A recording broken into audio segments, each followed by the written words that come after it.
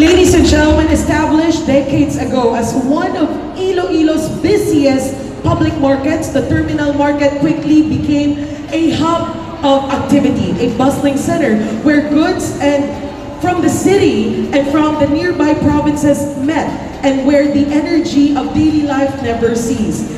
It was and still is a place that reflects the warmth, resilience, and entrepreneurial spirit of every Ilonggo. And to officially present this emblem and mark this milestone, we are honored to have with us once again Honorable Mayor Raisa Treñas, together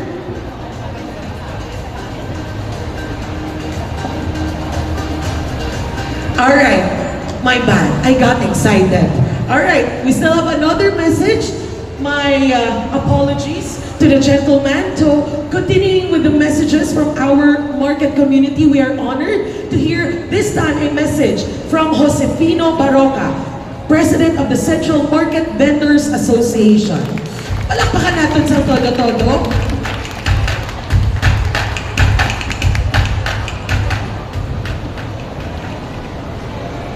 Sa aton mga amigo sa SM Prime Holding Group,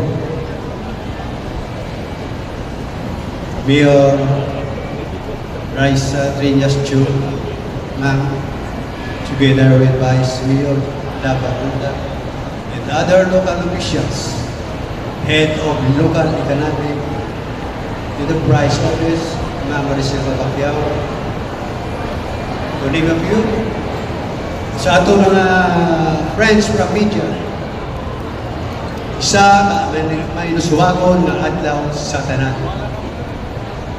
Binabiyabi ko kamo na mo sa bago naton na merkado nga sa diin sa unang isa lang ini kadamyo subong realidad na namon nga mga vendors kag naton tanan nga mga Ilonggo.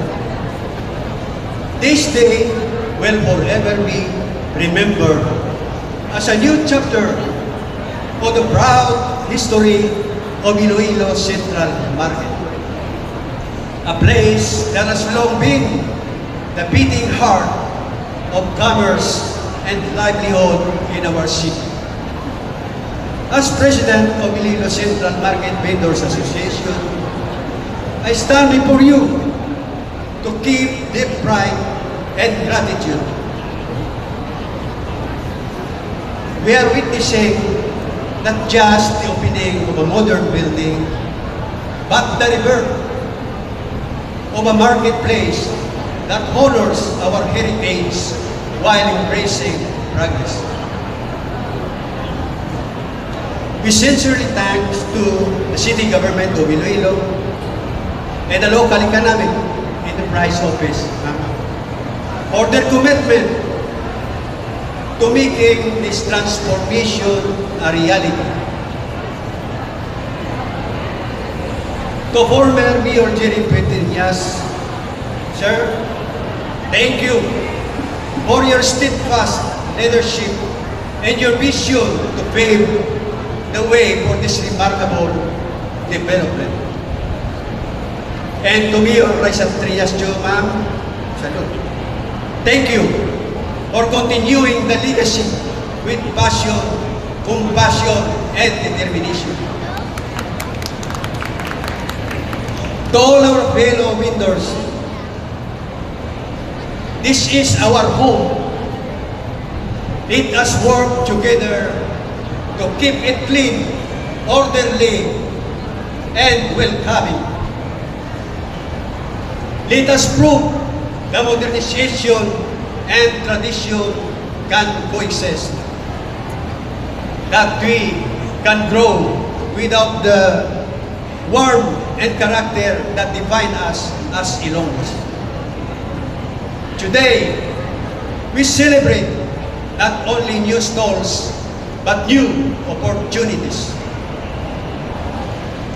Let us continue together to build a market community we can all be proud of. Sa liwat, madamo gid nga salamat kag padayon ang pag-uswag sang Iloilo. Maraming nga salamat, Sir Josefino.